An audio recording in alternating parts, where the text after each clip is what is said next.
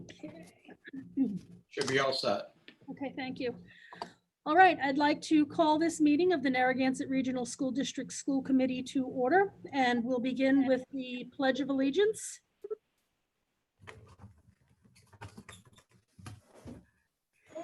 Pledge allegiance to the flag of the United States of America, republic for which it stands, one nation, under God, indivisible, with liberty for all. and justice for all.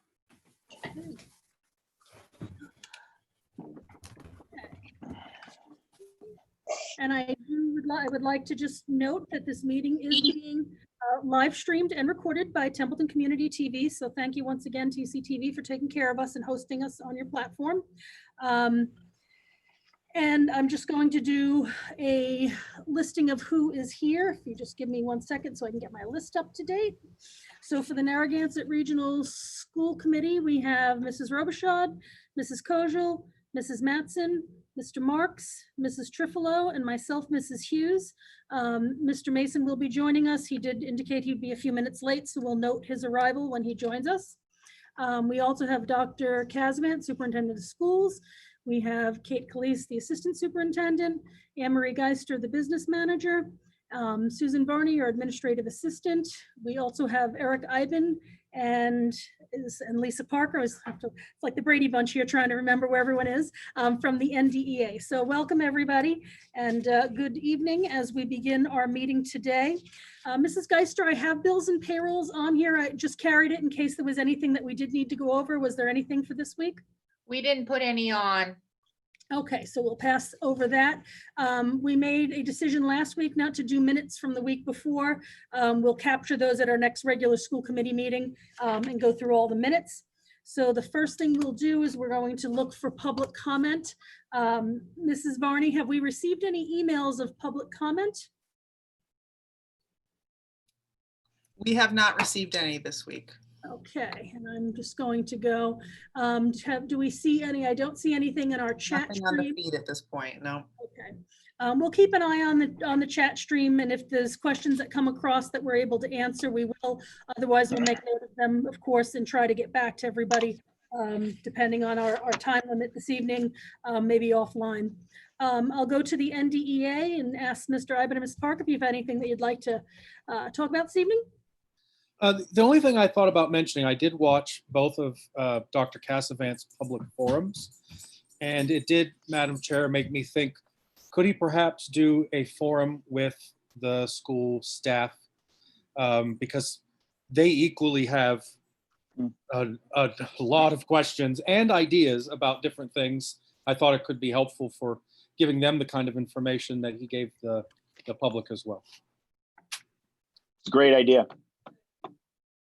Okay, noted. We'll make sure that happens, because that is a wonderful idea, that we make sure we touch all of our constituents and everybody that is associated with the district. Thank you for that. Thank you.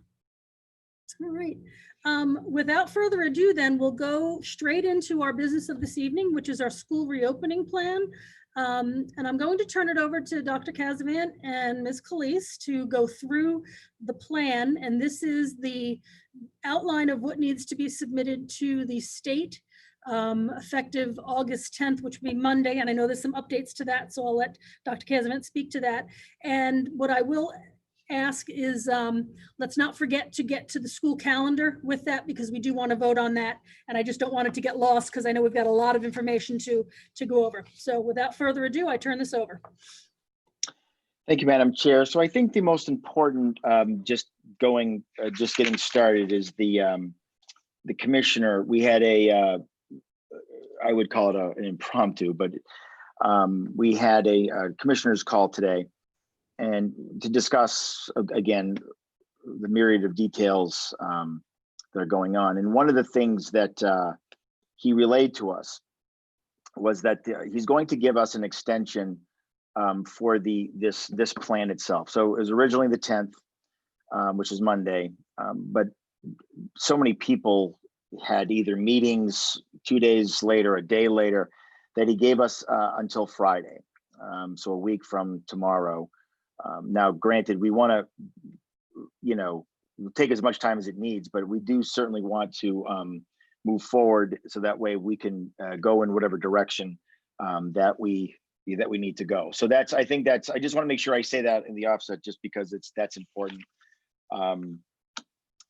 If people are feeling, a bit stressed, which we are. But anyway, in terms of when it's supposed to be due. Also, I want to talk about the letter. There's part of the packet is a letter that would go out normally for the beginning of the school year, which every superintendent writes every year. I didn't feel, you will not find in your packet a letter because I didn't feel it was appropriate to write a letter prior to the school committee voting on a plan.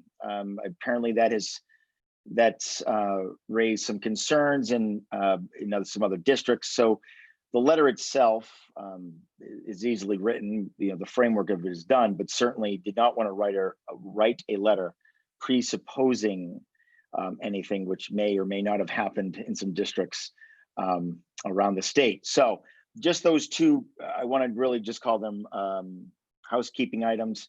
And I'm really just going to turn it right over to Kate, and between Kate and I we'll piggyback and add value to whatever the conversation is going on.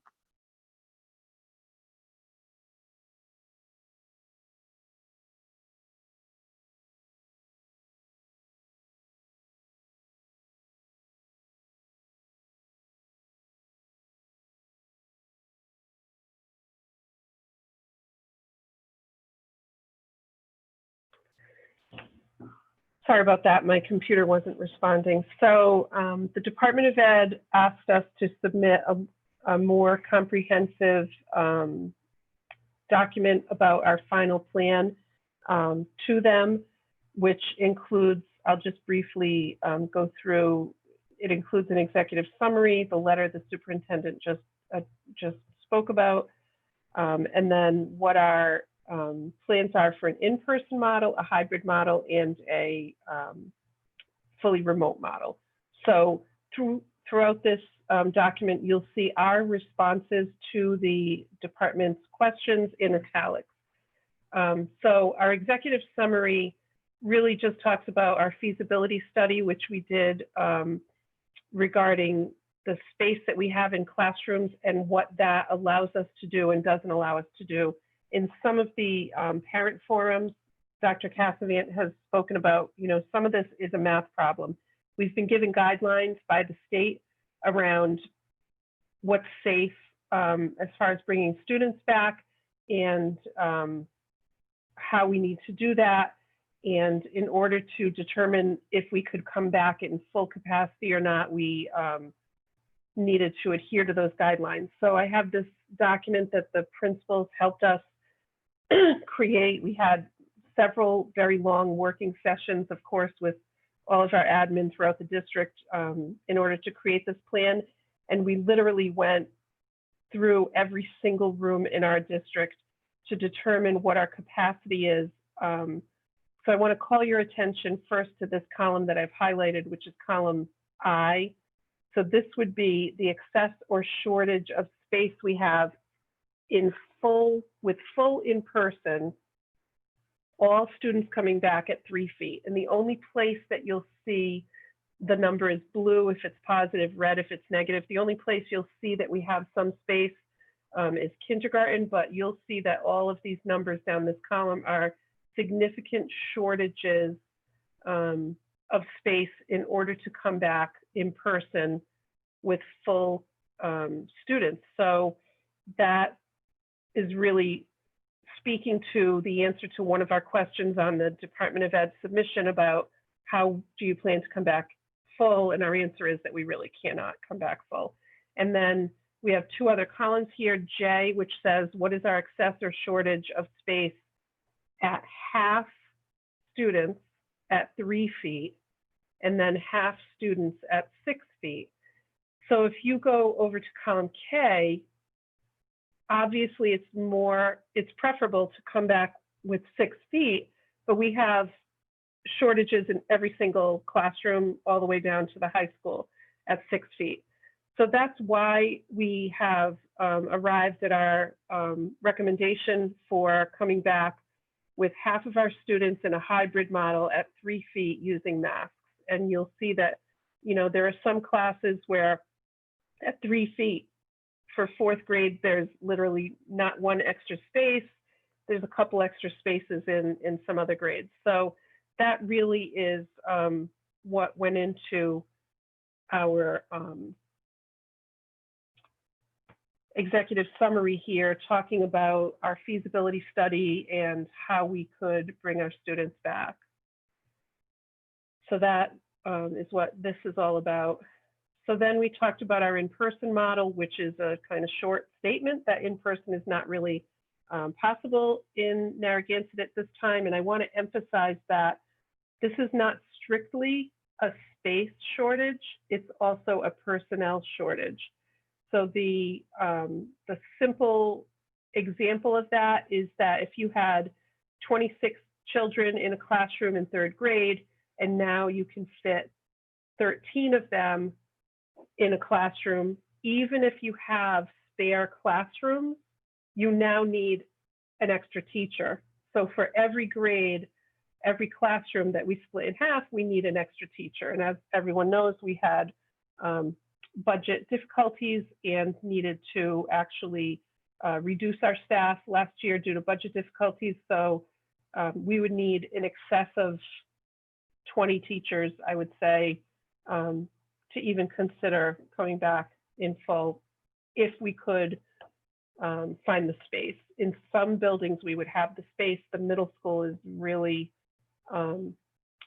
the place where we have neither the space nor the teaching staff. So that's the answer to question C.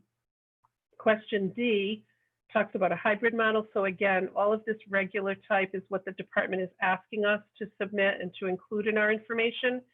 And then all of the italics are our proposed answers. Do you want to jump in? Do you want me to continue discussing? Good to go.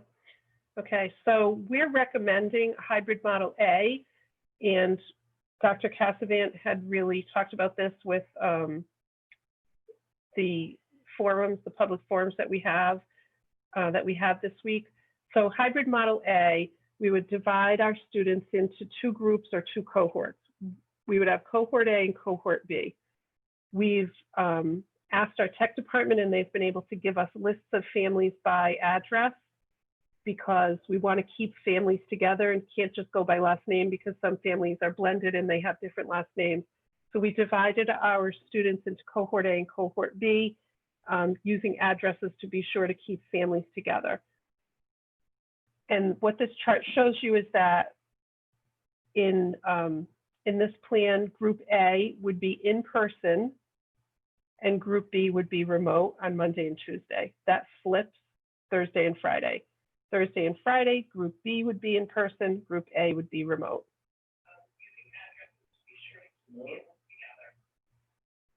I'm sorry, I can't hear for some reason.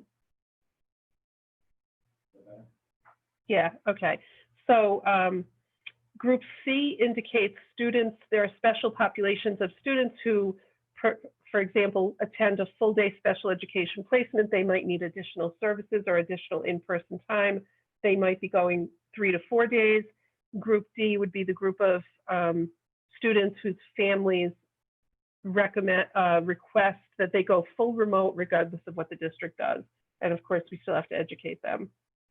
So I won't go through all of this. I would say Wednesday in our hybrid A is a time to deep clean. So we will have group A in person Monday, Tuesday. We'll have Wednesday to deep clean, and then Thursday, Friday, a different group comes in, and then we'll have the weekend to clean.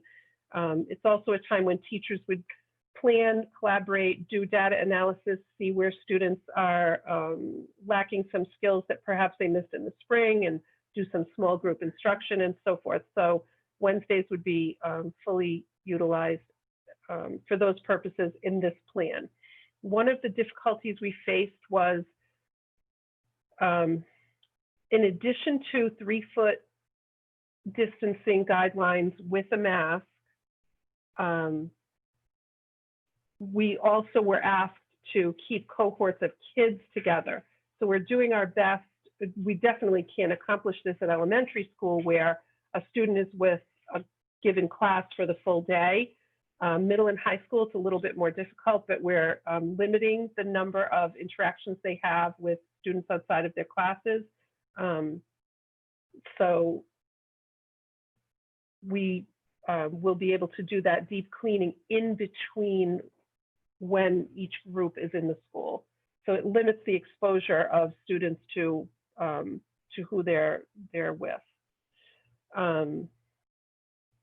One of the difficulties we ran into was that we have about up to as many as almost 200 students in a lunch. And so how do we provide lunches to students if we're keeping them in small groups and not having them mingle? So we're working on a plan for that, but at this time we recommend that we have an abbreviated day. Sometimes people refer to it as a half day, but it's not really a half day. It's 5 out of 7 classes in middle and high school and the equivalent time in elementary, and sending students home with a lunch in our initial plan. We have kind of a phase 2, depending on health conditions and other conditions, that is a hybrid B.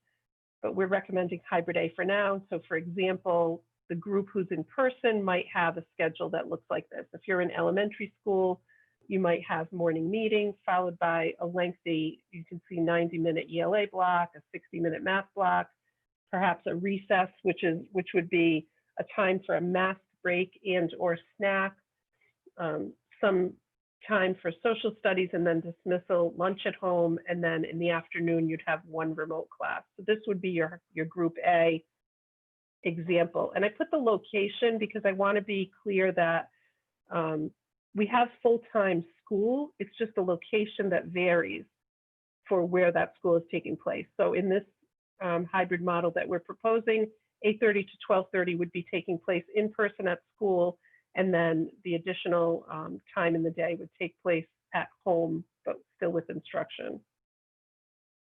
We have and that's just an example. We have an example for a schedule for the middle and high school. They, of course, follow the same schedule because we share some staff, and we would be able to do 5 out of 7 classes in person at 46 minutes, which is a fair amount of time for those classes.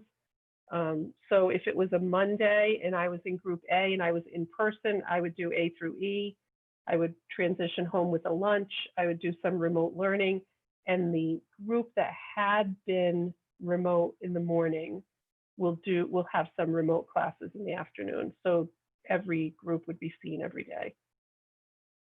I think I'd stop there to see if you have questions. The only plan left really is full remote, and we have a detailed plan for that as well.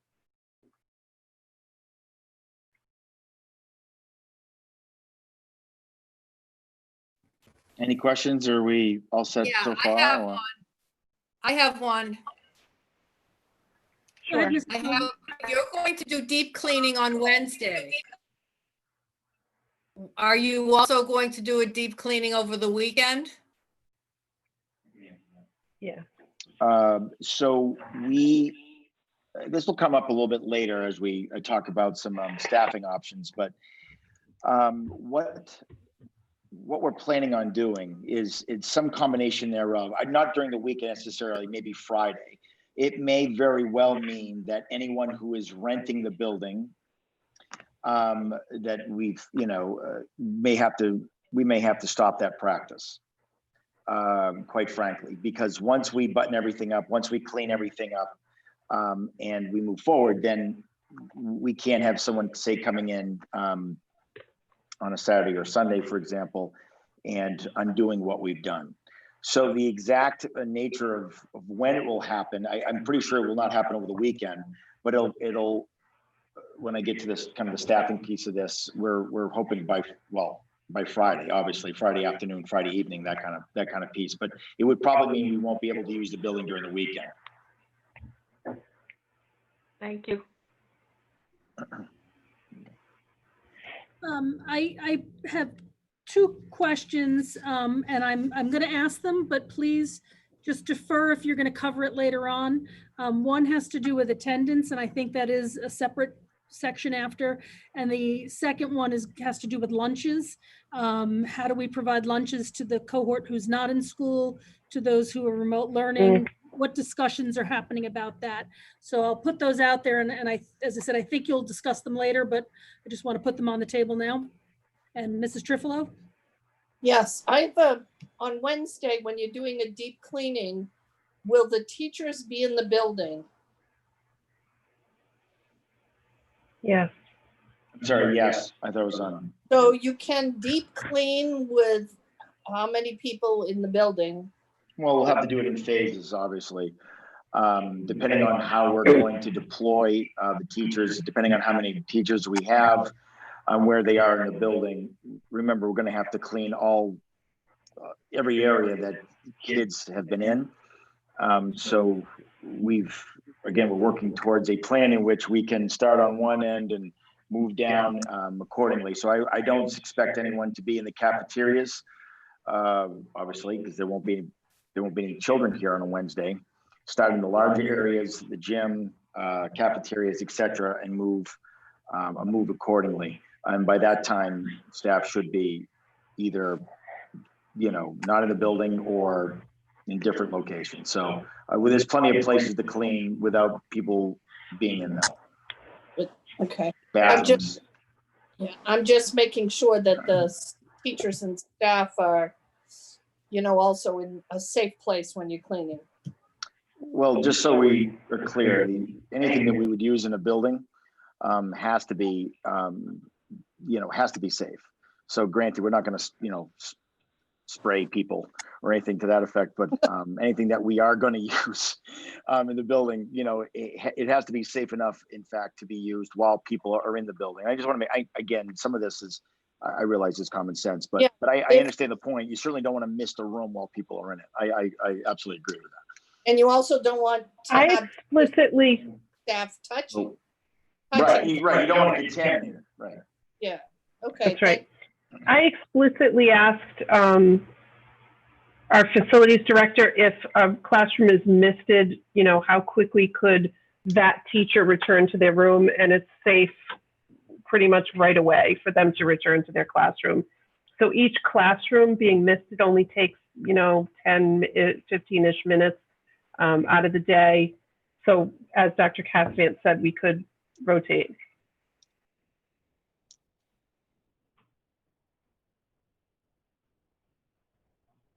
Yeah.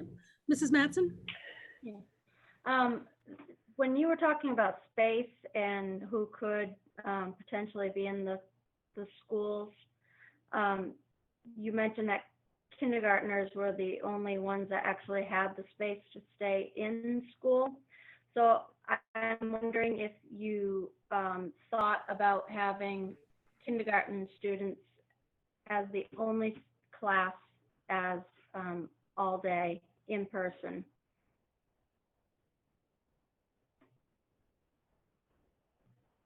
Sorry. I think where we landed on that was that it was preferable to have kindergarten students 6 feet apart and be able to have more mask breaks because of their age, fitting them into the classroom. So we have the space to do 6 feet with kindergarten. We don't have the space to do 6 feet with anyone else. And I would imagine that might also impact the cohort if there's families with kindergartners and other grade levels. There Right. are implications with that. And of course, busing could also be another linchpin with making that work. But that's certainly a good question. Thank you, Mrs. Mattson. Mrs. Kojal?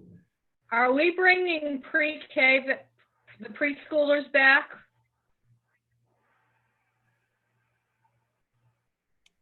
Yes. I'm not, again, this was a point of conversation on Tuesday. I really did refer all those questions down to Ms. Saltese, to be very candid. But I know that they are planning to do pre-K, although it seems to be that they're going to provide services for those students whom are required services. So any child with special needs for that, in that category. So the answer is yes, but it won't be as open as normal pre-K would normally be. Okay. Any other questions from the committee before we move on? Okay, seeing none, we'll sorry, I keep hitting my. So Sorry. We'll move on with the plan. Sorry about that. Sure. So in the plan, in the remote learning model, they asked us to address, oh, I'm not sharing, sorry. Like, there we go.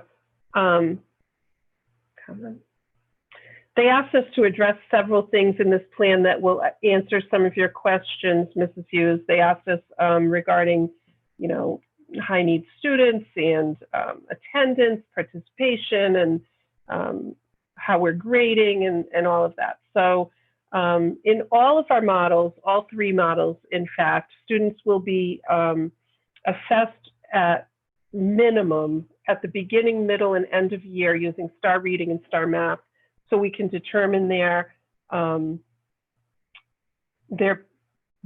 placement as far as where their skills are when they return to school. K through 8 had done STAR somewhere around February before we left early March. So when we do that at the beginning of the year for K to 8, we'll have some ability to kind of look logistically at these students and where they may have fallen off because of going out of school due to COVID. We added 9 through 12 this year for STAR assessment, so it'll be new for them. So at minimum, we'll do beginning, middle, and end of year for reading and math. This will inform instruction in every area of the curriculum, because whether you're in history or other subjects, your reading, and in many subjects, your math performance also is a factor. So we'll use that data to guide instruction.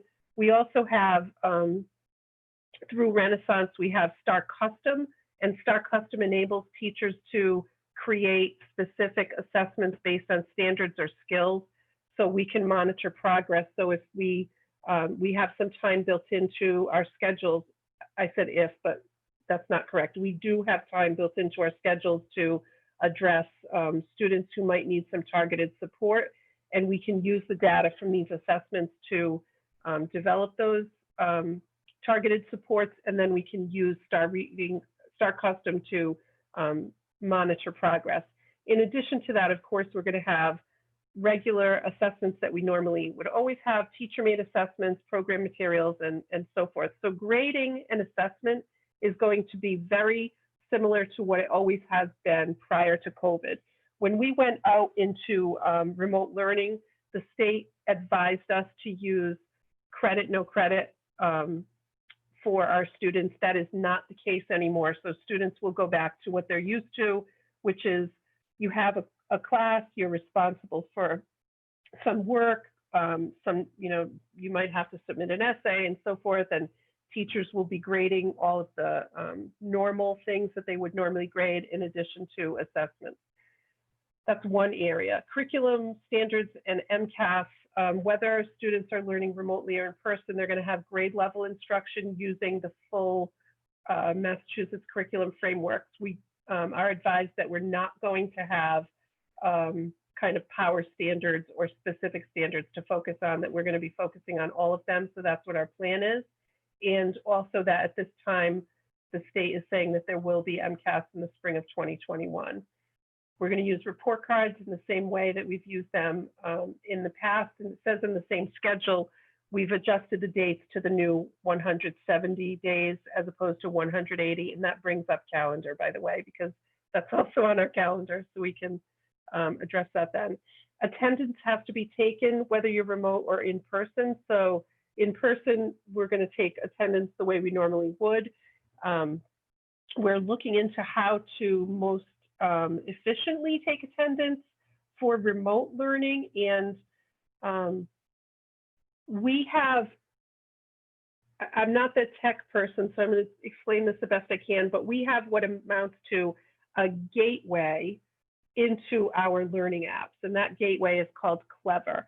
So when a student signs on to a district-issued Chromebook, which all students will have, they would log in using their NRSD login, and by doing that, they access all of their virtual learning through this Clever app. So you open up Clever and it has your Into Reading, icon. It has your Footsteps to Brilliance icon. It has all of your different icons, and that Clever can keep a record of your participation in those things. So that's something that we're going to look at leveraging for the remote learning for the attendance piece. If that doesn't work, we'll come up with another option. Obviously, remote learning applies to students who are in isolation or quarantine. We have a schedule if we're in full remote learning, what that might look like, which is very defined. It's not as open-ended as it was in the spring, and we had to be more open-ended in the spring for other reasons. But so every level you can see here, there's an elementary schedule, a middle school, high school schedule. It builds in teachers' contractual time, their lunches, their preps, and so forth. There was a question here, are we going to provide before after school due to staffing and space constraints? We're not doing that, but that's optional. And then there's an entire section about student supports and professional learning. So we have a description here of a plan that we're going to implement on the 10 days leading up to school, where teachers have flexibility in attaining some of the training that they personally need, for example, in Screencastify or Google Classroom and so forth. But then we're also going to, as a district, have kind of lessons or training for all students who enter the building on safety. And that would be a district-wide, so everyone has the same message around how to properly wash your hands, how to social distance, how are we traveling in the hallways, what is the proper way to wear a mask, what's the proper way to take a mask off. I'm not using my lockers, so in the middle and high, so what's the correct way to keep my backpack, in my own personal space so I'm not, tripping anybody up. And so all of those things will have guidance, and those lessons will be adapted based on your level. So obviously a hand washing lesson at first grade is going to, maybe be different than it would be at high school, but we want to have consistency there. So there will be a combination of lessons around safety, time for teachers to plan and adapt curriculum due to these new ways of delivering, training around technology and areas that teachers need some training in technology. Also some, we'll have discussions about social emotional learning and how are we welcoming students back to school while maintaining social distance, but also developing rapport and so forth. So there's quite a lot of information in this section. And then lastly, it just asks us to certify that we meet the final health and safety requirements issued by the department.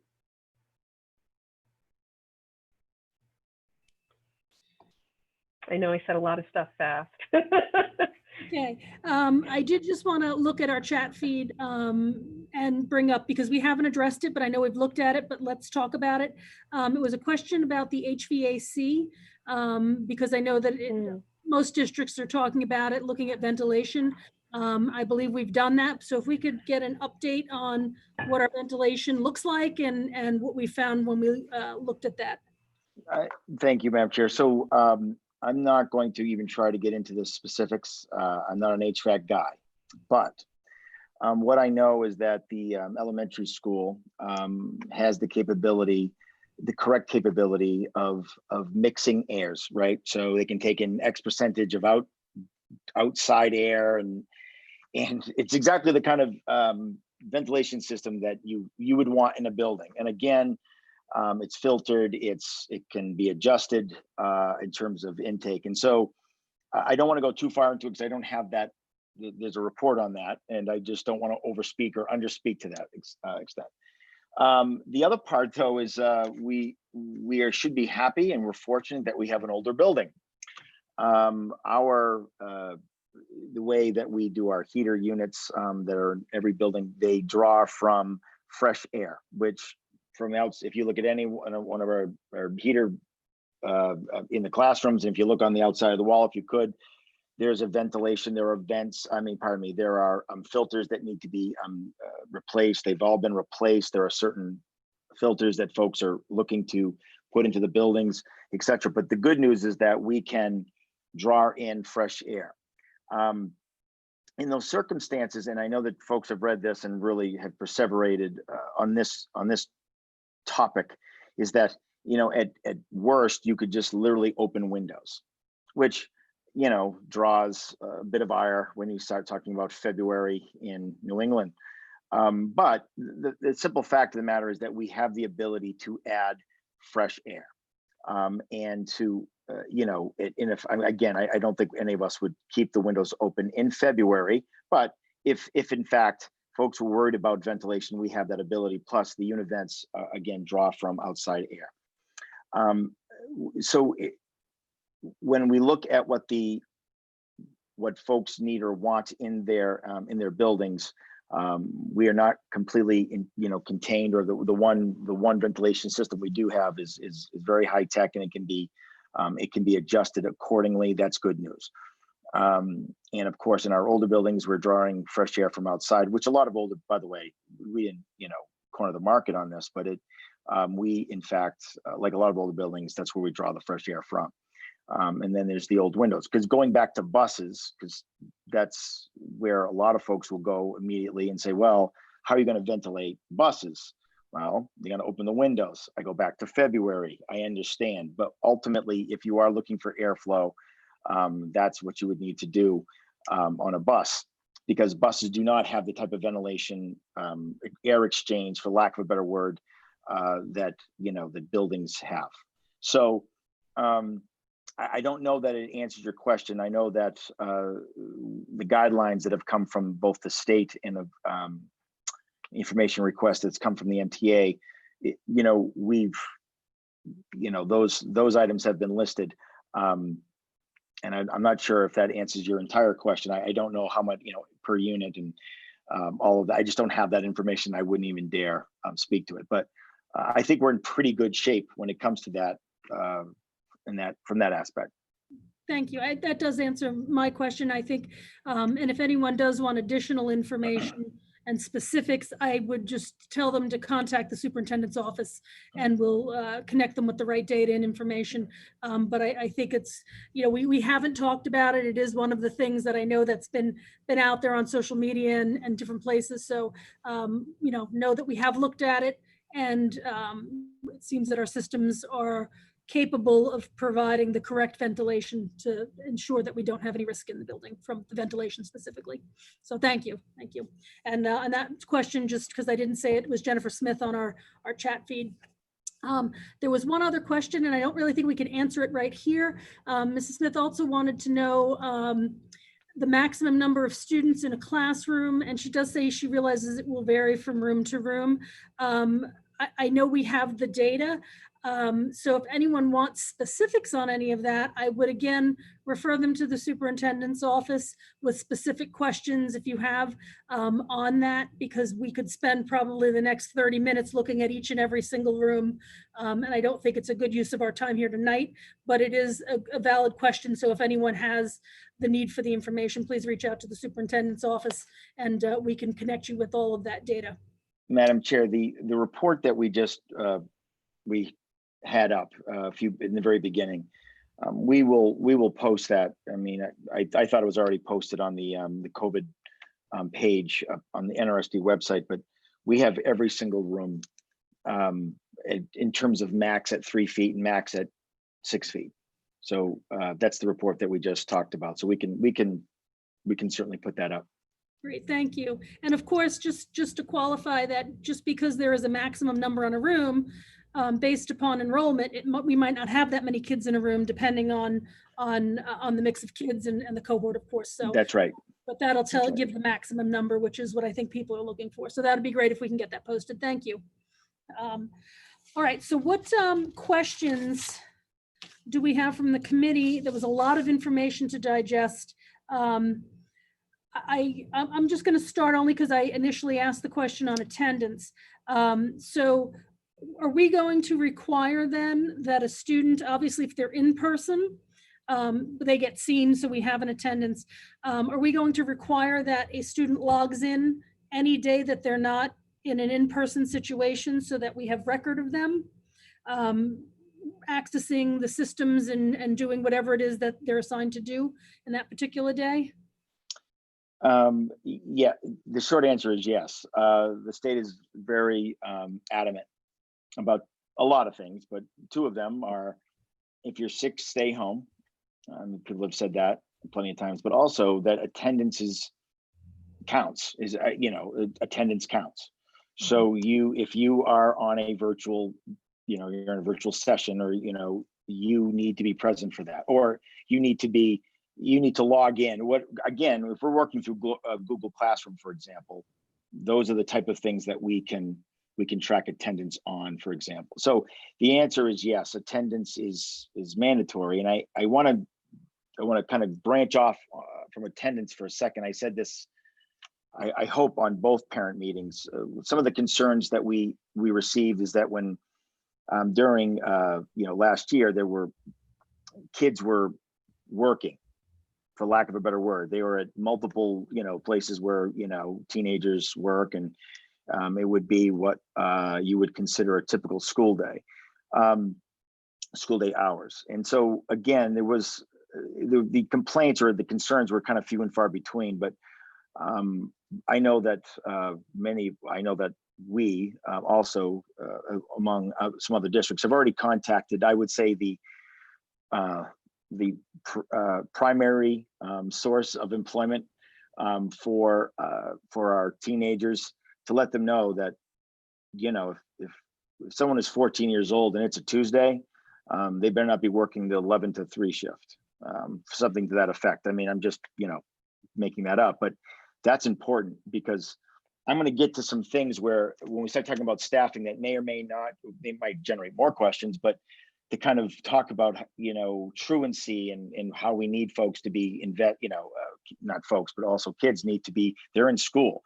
If they're full remote, if we're all full remote, whatever the case may be, they're to be doing their schoolwork. They're to be logged in. They're to be engaged. They're not to be working, for example. So I want to make sure that I say that I kind of, in terms of attendance, I didn't want to branch out into truancy for that, but it's important to state that, and we have and will be reaching out to all of the common areas in which our teenagers do in fact work.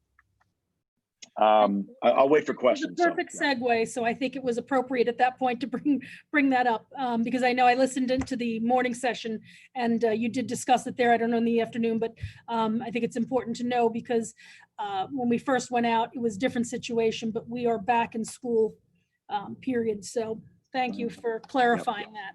So, what other questions does the committee have for Dr. Casavan and Ms. Calise at this point, based on the information that has been? You did ask about lunch, Ms. Hughes. Did you want me to address that now? Perfect. That would be awesome. Thank you.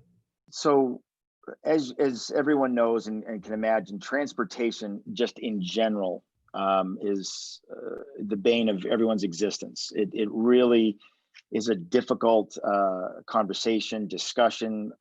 It really is. But with that said, when we last year, we delivered many of our lunches utilizing the buses that we were paying for anyway. We certainly know at this point that we're not going to have that same opportunity, because we have runs during the day, and to utilize buses which in essence would cost us another run. So with that, we're trying to figure out delivery, because You don't necessarily want to draw them to the schools necessarily, traffic, because lunchtime is lunchtime. And so if people are leaving for lunch, in other words, are leaving, and then you've got folks coming in, it's just going to be a mess, for lack of a better word. So, and also there's reimbursement issues, and and the state is working on this issue of lunch. Again, that's the other real tough nut to crack in terms of how do you, when you normally have 250 kids in a cafeteria, how do you feed them? Because you can't have that many students. No one has a room that large, well, at least that I know of anyway, to fit 250 kids 6 feet apart, so they don't have to wear masks. It's not that we're not thinking about it. We may have to take some time to see how lunch works, period, just to see how we do that, and then to see if we can expand it to all students. I don't know that we have that figured out. We don't know if we can put lunches on the regular runs and have them dropped off somehow, meaning on the typical runs that go home. Where would we drop them off? Who would pick them up? I mean, so we are working through a host of issues on this, but right now we're just trying to get lunch for the kids who are here, right? Just to figure that piece out, and we want to branch. Of course, we want to branch out to offer more opportunities. We think we've got some ideas, but we have to see if they'll fly, quite frankly. Great, thank you. We look forward to hearing more on that as we can make the plans, and hopefully get some guidance from the state too, if they are offering any assistance. So. The issue, one of the things that's come up is, can we just make the entire state eligible for free and reduced lunch, right? So that's something that's being either discussed or bantered about, which would help out with some, well, at least in terms of the on the back end of things, but the delivery of it is something we're trying to figure that out as well. Any questions from the committee? Yeah, actually, Margaret, I have a question. Chris, just I'm trying to wrap my head around. So for students that are receiving the majority of the daily instructions through special education, Chris, how are we going to provide services such as therapies and one-on-ones? How is that going to work? Or what is that going to look like? Sorry, that cohort C that we show and talk about.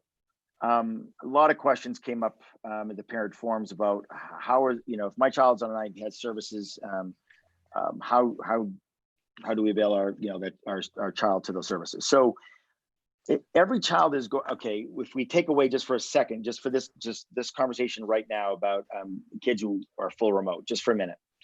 So every child will be, who's in the cohort, who's coming through the hybrid, will be assigned a cohort, whether it be A or B. And those students, depending on need, depending on the IEP, depending on services, the type of services, et cetera, they may do multiple days. So let me just use cohort A as an example. Little Chris Casavant's here Monday and Tuesday because I'm cohort A. And pardon me. And for whatever reason, whatever service is needed, I might come Thursday. All right. So there's no set, there's not like just kind of a cookie cutter way, because again, it's individualized. Those offerings will still be offered to those folks who are full remote too. So I just want to make sure I hop back into the conversation about all the cohorts, and as we like to do, we like to give them names. So cohort D, and we would probably assign them. We'd have to look. So we don't know right now who's in what cohort, right? Because we want to see. We need to know what the plan is, but we'll have to juggle, of course, space and time. Need, what the individual needs are, what the services are, where our providers are best suited. Some services can be delivered via virtually. Some parents want them to be delivered virtually. Others can't be delivered virtually. So there's a lot of moving parts, but the special education department is we'll be rolling out more information. I know that the CPAC meeting is, oh gosh, I'm not sure if it already happened or is it next week? I forget, honestly. What's that coming up? So a lot of these, a lot of those questions will be answered, but we are poised to then start putting people in cohorts once we find out what parents declare ultimately. Does that answer your question, Mr. Marks?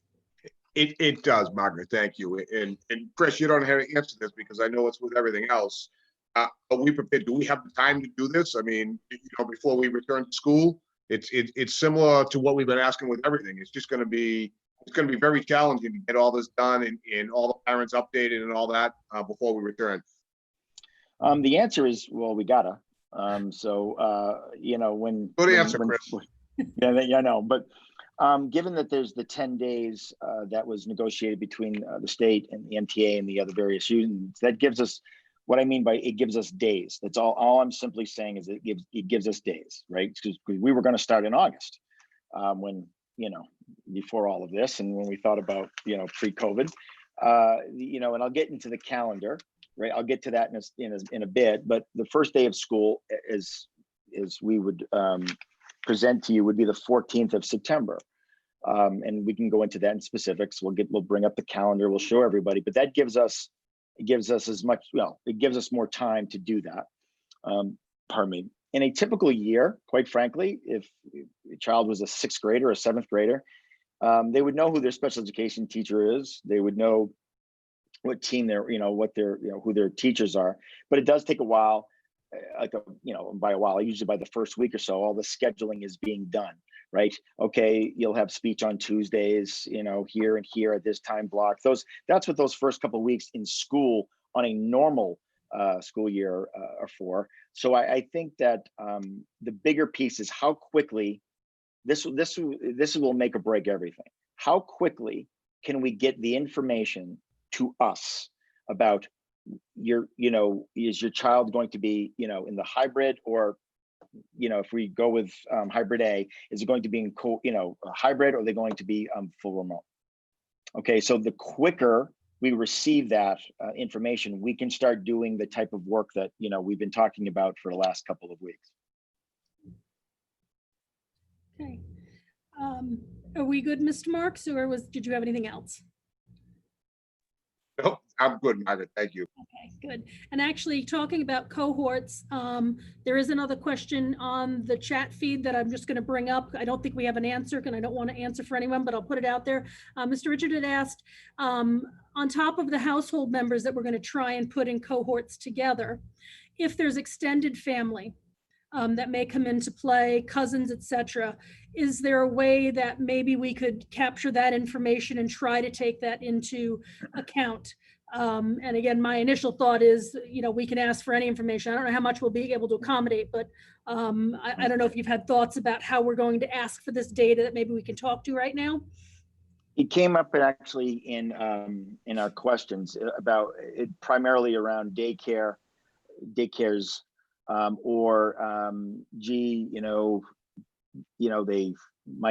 my son and their cousin, they go to the same place after school. There was a lot of personal kind of situations. How we're going to address that is, at first we have to take care of the cohorts in terms of family household members.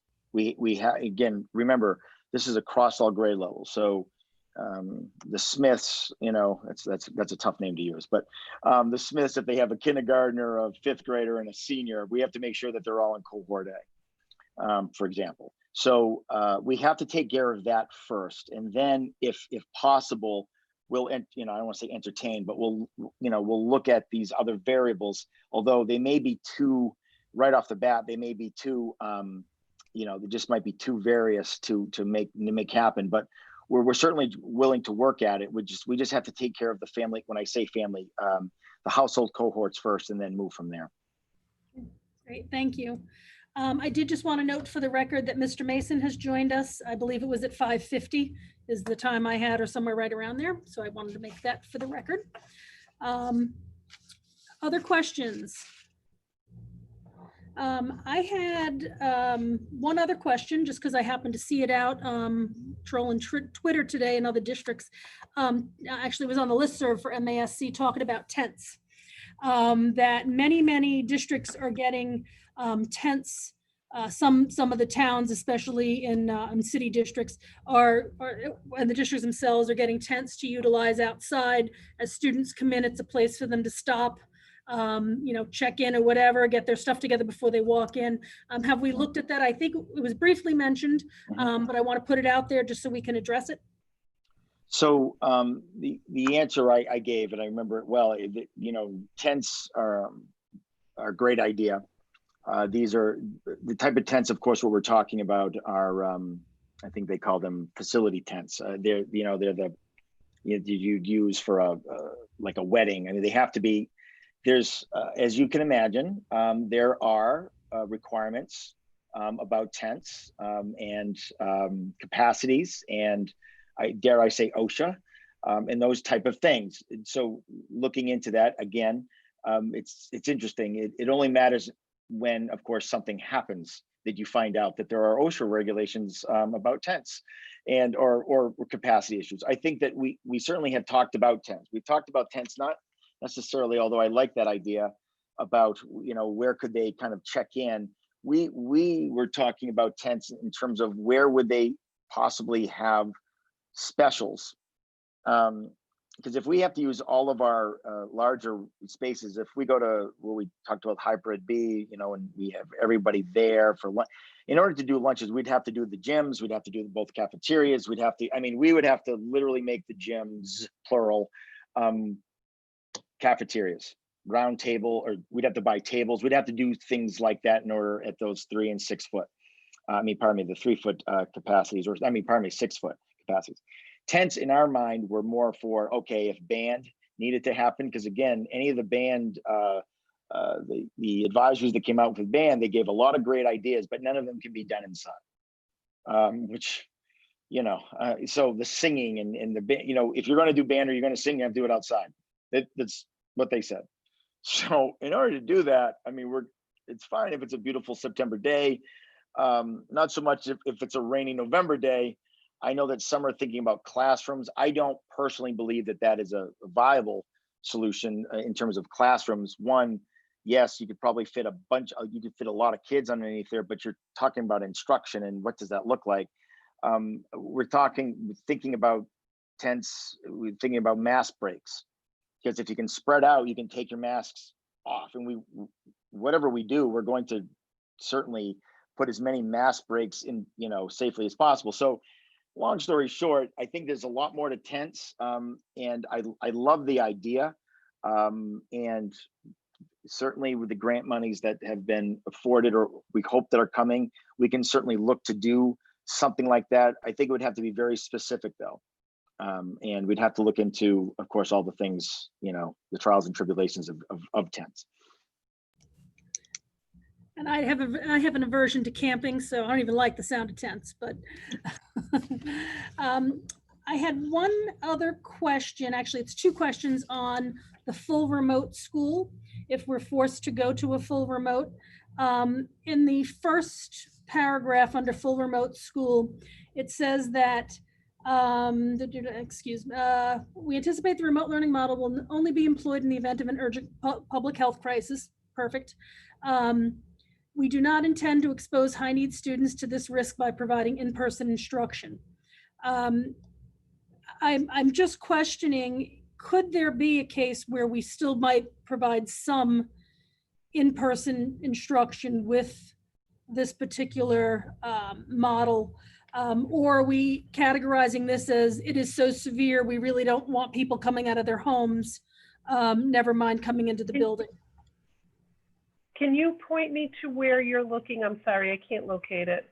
It's under it's after attendance and then remote learning for students in isolation or quarantine. And Oh, I got it. Okay. Got it? Okay. Oh, page 7. I could have just moved my thumb and seen the page. Page 7.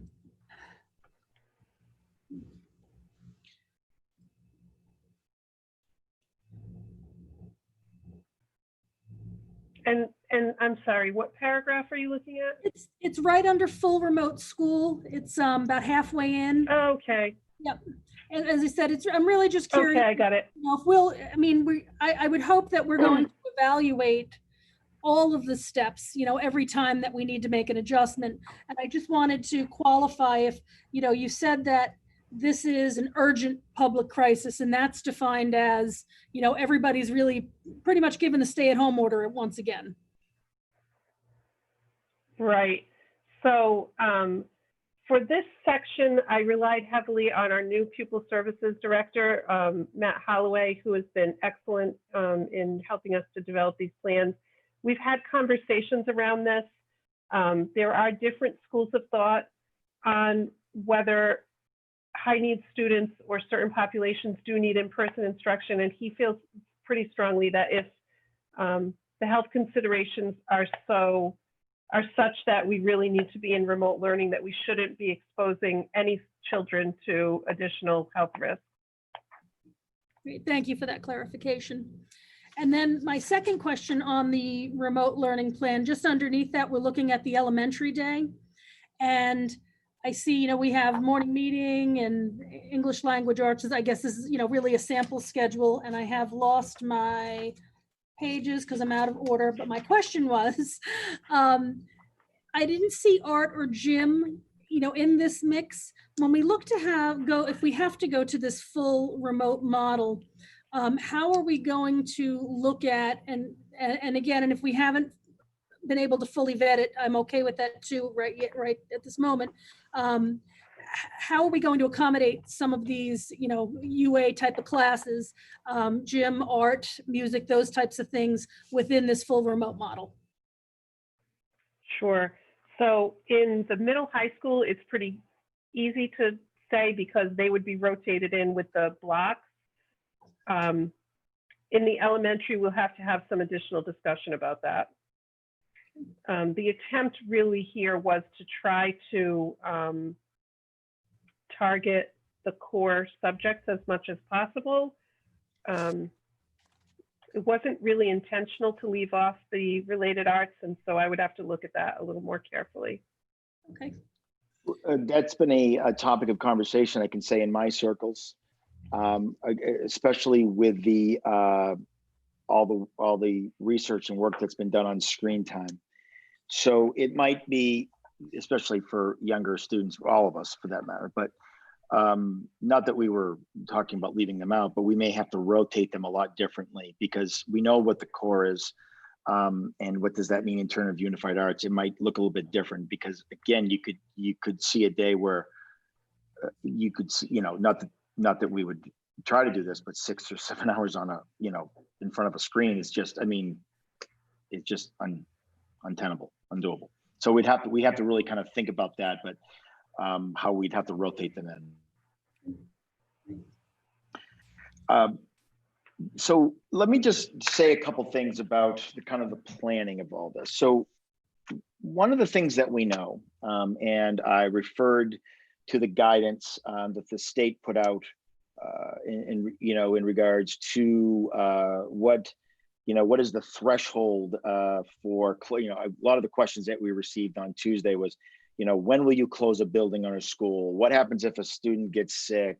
When is there's all these different scenarios, and it's certainly up on our website now. But the guidance that the CDC put out, and of course the state took as its own, and we are going to personalize it, meaning make sure that it fits what we're talking about. But those scenarios are there. But one of the things about is that you need potentially, without warning, staff, right? So what we know is that substitutes are substitute teachers are hard to find, or they're easy to find depending on a lot of things, but it's intermittent at best. One of the things that the commissioner and the state has done is they said, look, you can have long-term subs for the entire year, because normally if you are to hire a long-term sub, you need to find a certified, in that specific area within, I believe it's 6 weeks. I forgot the time frame, but what they've done, 6 more than that, but they've allowed us this, this idea that you can have a long-term sub, and they recommended highly that you have them on hand, because you don't know what just day to day. And so then I know that we talked about deep cleaning. Like, how will you deep clean on a Friday? How do you deep clean anything when you only have X amount of people? And what was also talked about is that every child is going to have a Chromebook in this district. We are now a one-to-one district. thanks to Mike and his crew. But as you can imagine, that's roughly 1,400 folks out there or kids out there with a Chromebook, and how do you support those things? So that became concerning when you don't know what you'll need day to day. So what I did is the CARES monies that have come into the towns, into the municipalities, as we know, that they gave municipalities a very short window to spend the money. Matter of fact, it all has to be spent, at least this round, by December 31st. Much of those monies have yet to be expended because people could not spend them quick enough, because there's a lot of they want to make sure that the money that's being spent is really closing the gap between how does things work normally, and now we're in the midst of trying to educate during COVID.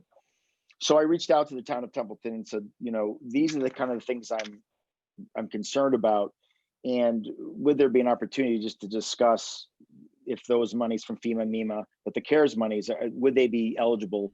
And in the hopes that, of course, that the monies are there, but in terms of the time to spend it. So Anne Marie and I sat down with Chief Bennett, and Adam Carter and Rich Curtis, who runs the FEMA MEMA, and said, look, and we talked about some of our, these needs that we may have. And again, we're not talking about teachers, so because that's a whole other conversation, which we will get into. But we talked about the need and said, look, do we think that these positions, and so I'm going to tell you, a tech support person, and by the way, these are not permanent positions to be here forever. So let me just say they are temporary positions that would be funded through the CARES grant through the municipalities, all right? But a tech person, 3 janitorial staff, because when you start getting into the fact that you have to now deep clean, really, because we talked about deep cleaning on Wednesday, Friday is also another day, right? Or Monday morning, either one. It could 6 one, half dozen the other, but you are going to be switching cohorts, and although 48 hours is an acceptable amount of time, but you still don't want to just leave it up to chance. So you're going to need to, and by the way, custodial staff can be sick as well. And so you have to somehow figure out how to work around that.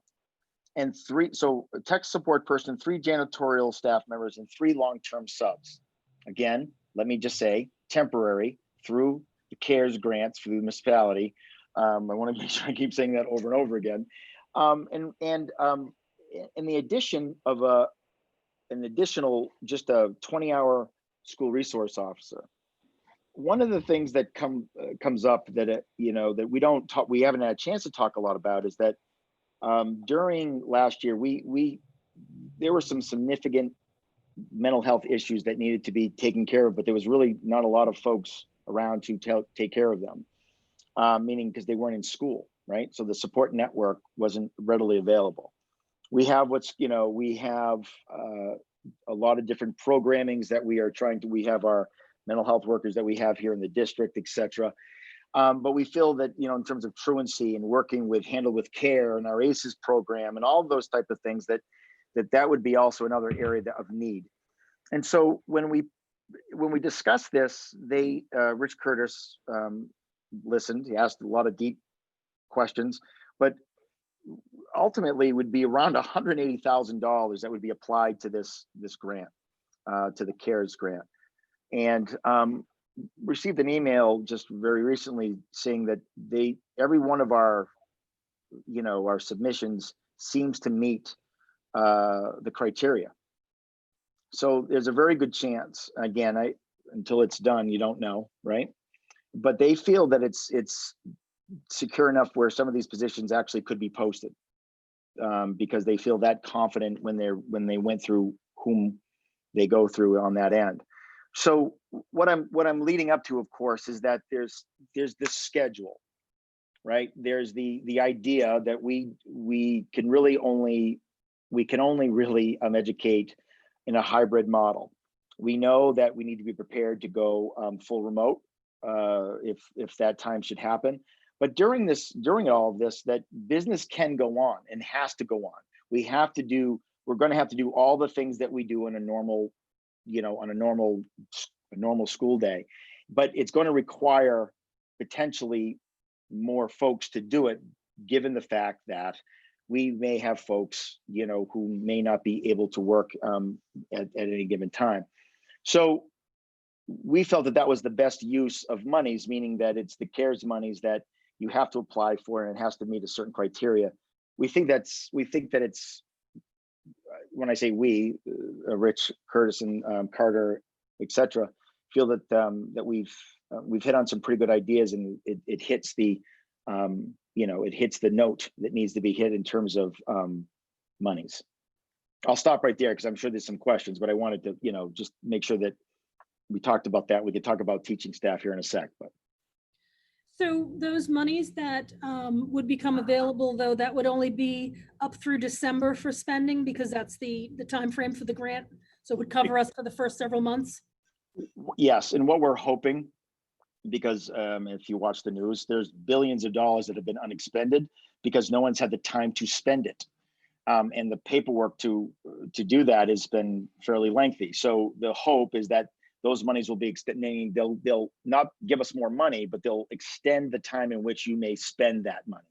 So even if we have them only till December, especially when we start talking about cleaning staff, et cetera, that, you know, we think that that's a good investment, and the monies again are available. And if we meet the criteria, then that'll be a positive thing. And we want to thank the town of Templeton for sitting down with us a couple of days ago and really kind of working through a few of those hoops, really, and fleshing out a few things.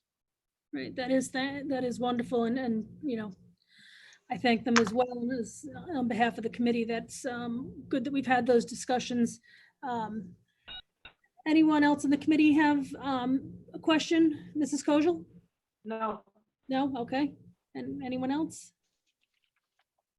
No, I don't see any questions as of yet. Did you want to move on to your next topic then?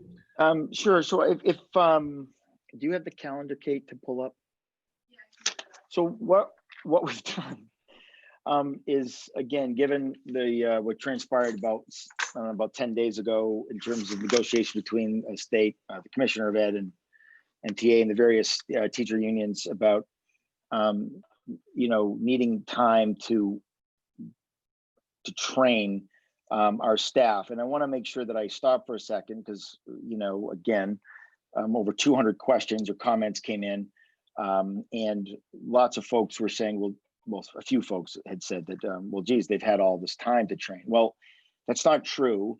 One, we haven't been together, but two, we just, like, for example, educational learning platform that the state is looking to assist, you know, districts with, et cetera, and, you know, a whole host of things, that there are things that we need to train up on because we've not had the opportunity to, you know, to do that. So I think the 10 days, quite frankly, in terms of training is warranted, needed, and I'm thankful actually we have the time. So you see the calendar before you, and we've really stripped down some things. It's usually a lot busier, as you can, if you remember. But what I want to point out is that a couple of the bigger dates, quite frankly, is that if you see, if you look up in August, you'll see that the 27th, you know, 28th, 31st, September 1, 2, 3, 8, 9, 10, 11 are all teacher PD days. Okay, so they will be on, you know, in station. We'll of course be training on the things that we need to do, like PPE. There's a lot of stuff that actually has to be done. And the first day of school, pardon me, is the 14th of September. Now, normally what you see are a bunch of half-day training days, right? Well, of course, if we've got 10 days up front, we're not. How do you do a half day when, you know, if you're remote? It didn't make any sense. So what we did is we took those off the table. Now the question becomes, well, what happens if, you know, the vaccine miracle cure happens and we kind of go back to normal? Well, then we'll talk about that. But right now, what we did is that there's the 10 days. And those are the 10 days that was negotiated between, again, the commissioner and the various teacher unions. We, Narragansett, have 2 days built into the contract for training. And so the conversation became, well, we could do 12 days, right, prior, or do we want to maybe position them somewhere roughly in the middle of the year, and, to maybe have to retrain if we're coming, in or out of one of the various plans. And so what we did is we took those, in essence, 2 days, because part of the negotiation of that, by the way, the commissioner and the various unions, was that the 10 days had to be before the start of school. That was, you couldn't, chunk them and move them all around. So the 2 days that we have in our, in the contract with the NDEA, we moved January 4th and 5th. So Christmas break happens, and, the 4th and 5th would be normally, you'd come, the kids would come back to school. We put the PD days there for no better reason other than it made sense that if we had to go into something, come out of something, or just to regroup coming out of the break, that this was a perfect time to do that. And so we have those down as PD days. We of course kept in, I'm trying to find, of course, all the holidays, etc. People have asked about teacher parent conferences. Well, we got to see what that looks like. We have to see where we're at. We have to see what plan we're in. We have to see, and we certainly know that we have some time, we have the time available if we have to do that, with Wednesdays or something to that effect. We'd have to talk more about it, but we know that there's opportunity there. But ultimately, the last day of school, and this, because what we did with those 2 PD days, this will be different for the parents who, the community members who listened on Tuesday, is that the last day of school would be the 15th. Previously, I had said the 11th because I would have moved. At first, we had those 2 days kind of in our minds slotted prior to opening, before school opening. But by putting them in January, it simply moves the last day of school 2 more weekdays ahead of the 11th, which of course is a Tuesday. I joked, but I don't really joke about it, that Commissioner was asked point blank about snow days, and there won't be any quote unquote snow days. They'll just be, well, we would have called them e-learning days back when, but now they'll just be remote learning days. We won't need to make up snow days or heat days or anything to that effect. So again, there it is. It also keeps the November 3rd election day Oh yeah, as our third PD day. sorry, I missed that. Sorry, thank you. Any questions from the committee on this new proposed calendar?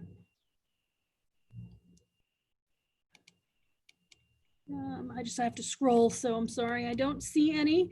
With seeing no questions, I would entertain a motion to accept the school calendar as presented for So FY. moved. Okay, 21. I have a motion from Mrs. Kojal. Do I have a second? And I have a second from, I think that was that Mr. Marks or Mr. Mason? Mr. Mason, sorry, I was not looking at the screen. Any questions or comments? Seeing none, I will do roll call. Mrs. Robichaud, Yes. Mrs. Kojal, Yes. Mrs. Mattson, Yes. Mr. Marks, Yes. Mrs. Trifilo, Yes. Mr. Mason. Aye. And Mrs. Hughes says yes, so that is unanimous. We have now adopted this new calendar for FY 2021 school year. And I'm assuming we'll get this posted up onto the district website as soon as we can technically make that happen. So thank you, and thank you for the thought that went into putting this together. I personally want to say that I think that moving those 2 PD days into January makes a lot of sense to be able to retool, recalibrate, and it seems to me there was a well thought out plan. And I just want to reiterate the fact that, as Dr. Kazimant said, if things change, we will go back and look at this, and if we need to modify, we will do so when that comes up and a new proposal is put forth. So thank you. So we now have a school calendar. All right. Anything else any questions? Our intent tonight was to potentially vote on this particular reopening plan if we felt that we were in a position to do so. Are there any other questions that the committee has or comments as to, are we prepared with the information that was presented to move forward with giving approval on this plan? Or do we feel there's more information that we need and we would want to come back and meet next week to give that approval once we receive further information?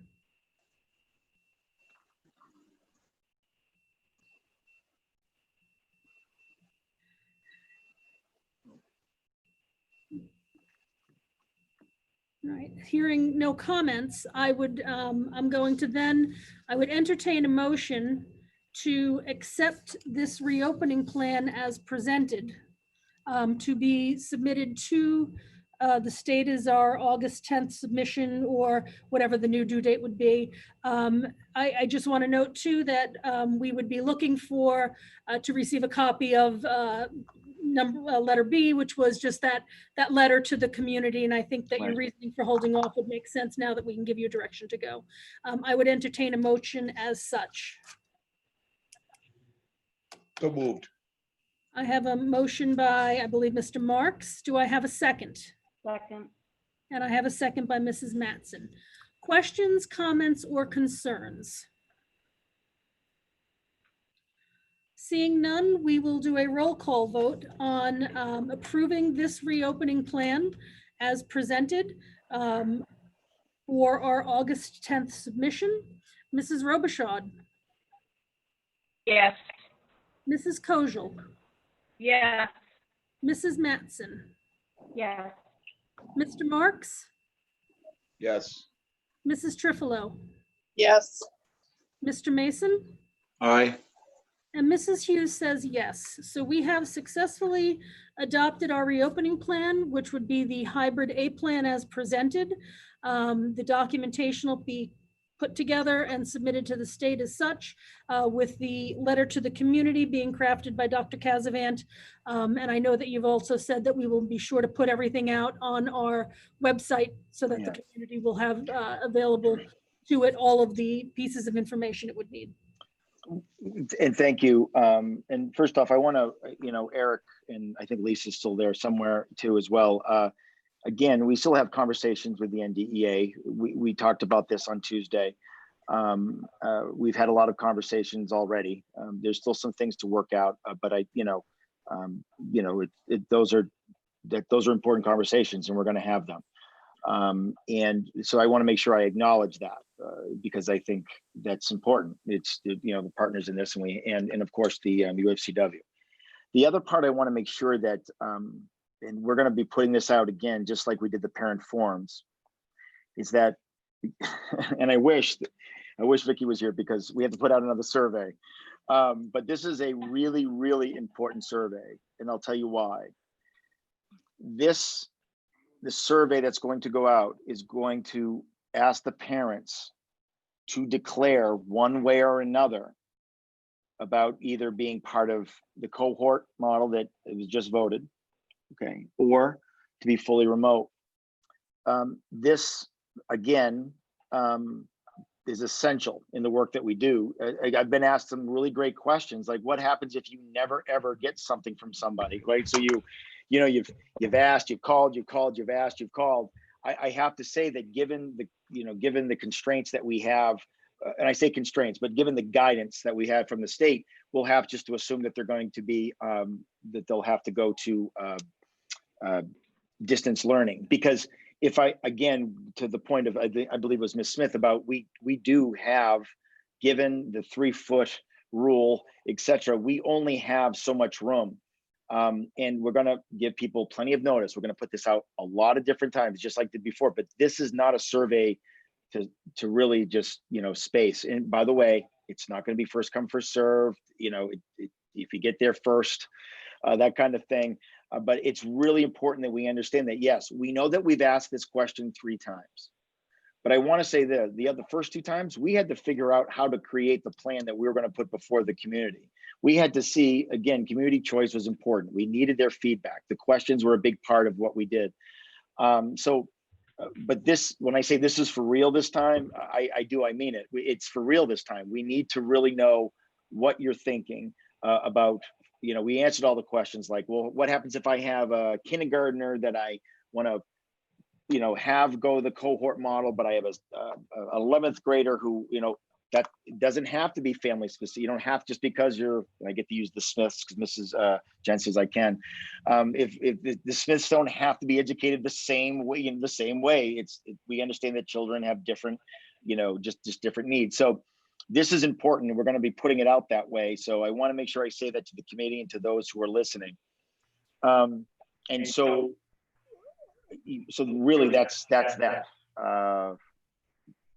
It's an important part of what we need to do, because it's really the only way we're going to know how we're going to then, when I say distribute, we have of course teachers who will also need to know some information as well. I'm sure maybe Eric can speak to that, or at least to that point as well, if they so choose. But that's it. That's important. I want to add to that, if I may, that I can't support what Dr. Cassavant said enough. I mean, in order to provide the best remote learning for students, we need to match them up with educators in the district. So we need to know the number and grade levels of those students who are not going to participate in a hybrid model. In addition, probably in the same email, you'll get a survey about busing, because busing is a huge constraint for us right now. I think Dr. Cassavant showed a chart previously with, our busing capacity is somewhere between 25 and 33% of the norm. So we really need a commitment from families to know who is going to drive their children and who really needs a bus. And we'll be issuing bus passes. So those surveys will come together in an email, and families will fill them out. If you intend to drive your child and intend to send your child for our hybrid model, you don't really need to answer either of them. We really need to hear from the families that are going to request remote learning only and busing. To that, the question, an excellent question that was asked on one of the sessions was, well, depending, do you think you're going to have to stagger times at say the elementary school? Well, I can only fit a third. I said this on an 83 passenger bus, which at the elementary level in the mornings are generally full, at least, coming to school, as we know, on some of those routes, normally they can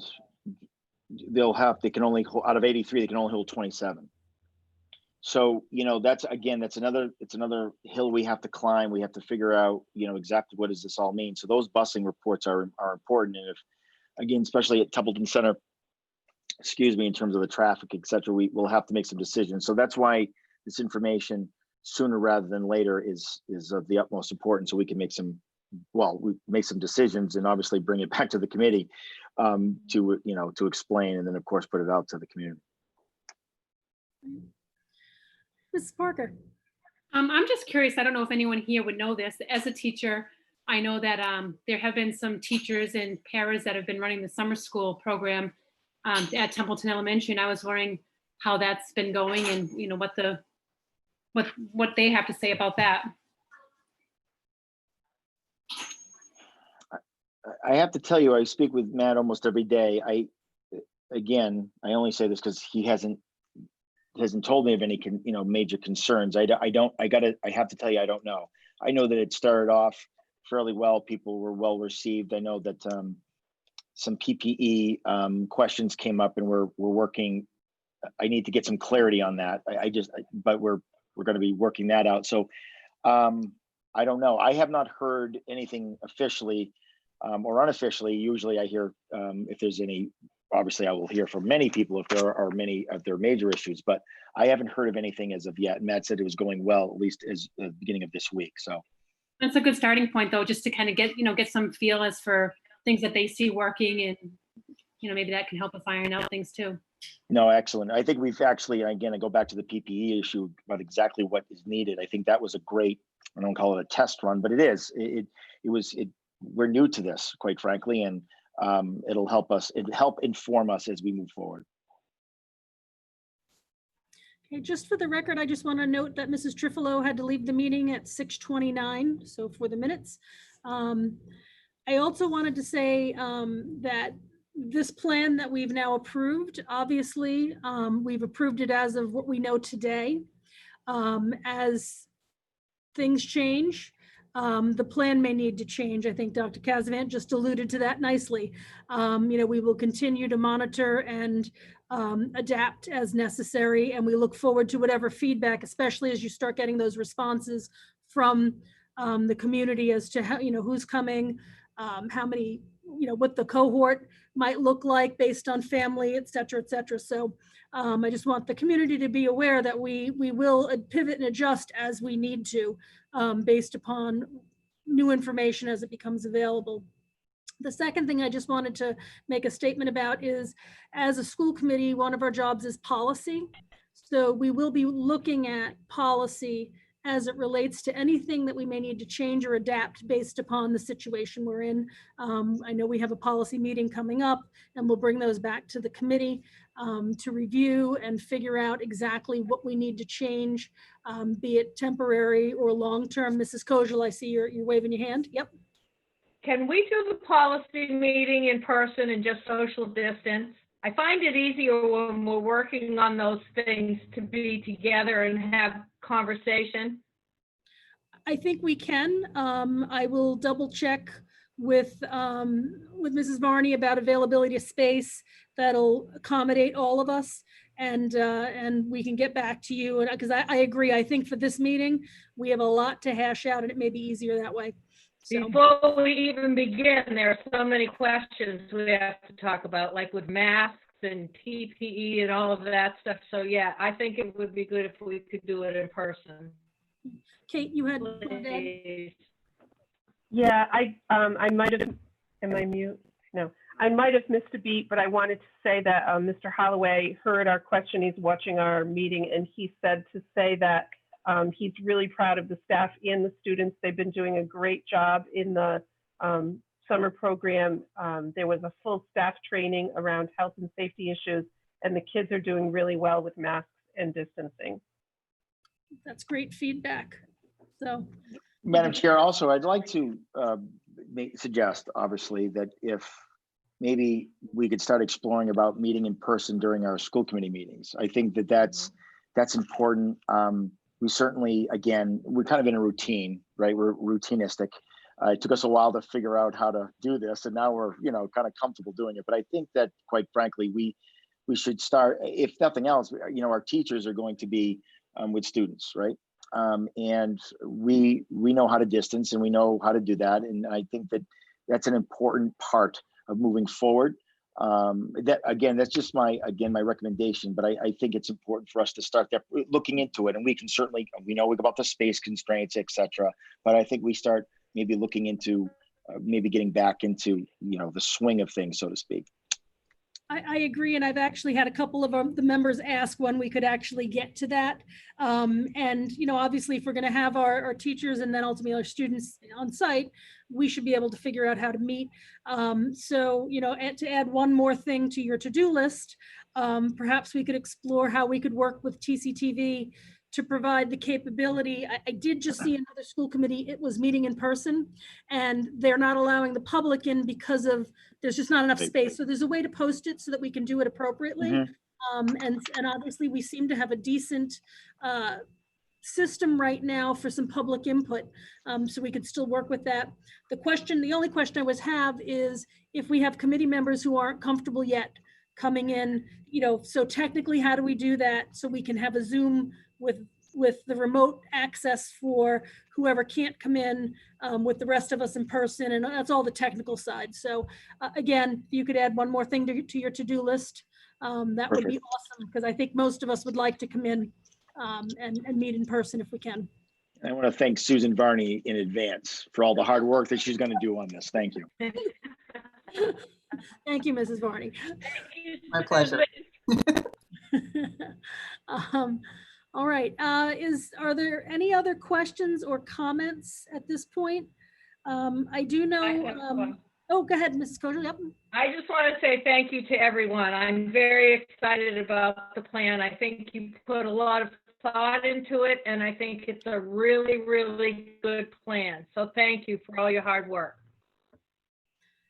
Ditto. I- Yeah, if you could please extend that thank you out to your administrative team, and for them to also extend it out to the working groups that they've had together, all of the teachers and the teacher leaders. This plan was not created in a vacuum, and I can only imagine the amount of hours and blood, sweat, and tears, as they say, that have gone into this. So it's really appreciated. And I also want to thank the rest of the school committee too, because I know that, I've had feedback from many people as this has gone by, with really insightful questions that the committee itself has had. So I think that we've really taken a good look at what we feel is the best approach as of what we know today. I'll qualify with that. So we do need to schedule, and we will schedule, an administrative academic subcommittee meeting. So I'll try to coordinate that so that we can talk about maybe just some of the more specific questions on thoughts on how we might deliver things, that it would be best to have that in a subcommittee first, and then we can present. I did have one other thought that I would like to put maybe on Kate's to-do list at some point. Could we get a demo of those STAR assessments, maybe done live at one of these meetings? Maybe not next month, but at some point. I think it would be interesting for us as the committee and the community to see what these assessments are that the kids will now be taking, especially that we've rolled them out from K to 12. Sure, I can work on that. I think there will be a limit on what I can show you with reports because of obvious reasons of student names and so forth, but I could give you examples, and I could certainly walk us through what that looks like. Yeah, you can pick one of us to test and take the assessment. Sure. Because that's really actually what I'm more curious about, is what are our students seeing? What does it look like, to get a feel for that? Because, we're so far removed from being in school. Yeah. It would be interesting to see that at some point. So thank you. Sure. I'll look into that. And then I only had one other thing that I thought might be something right up Dr. Casavant's alley, is I know you said that up front, we're going to offer some training on PPE and how to wear a mask. Could we consider maybe making a couple of informative videos that we could ask the student body to view in advance? Maybe have them create some, I don't know, something that might be a little fun that would get the message across, and then we could reinforce when they come back. Sure. Just to make things Good fun. idea. No, We know a few people, so we'll see what we can do. I'm sure. All right. Any other questions or comments from the school committee? I don't see any, and I believe that the superintendent has given us all the information that he has to share today. We don't have any other items that came on within 48 hours, so there's nothing there. There's no new correspondence as of today.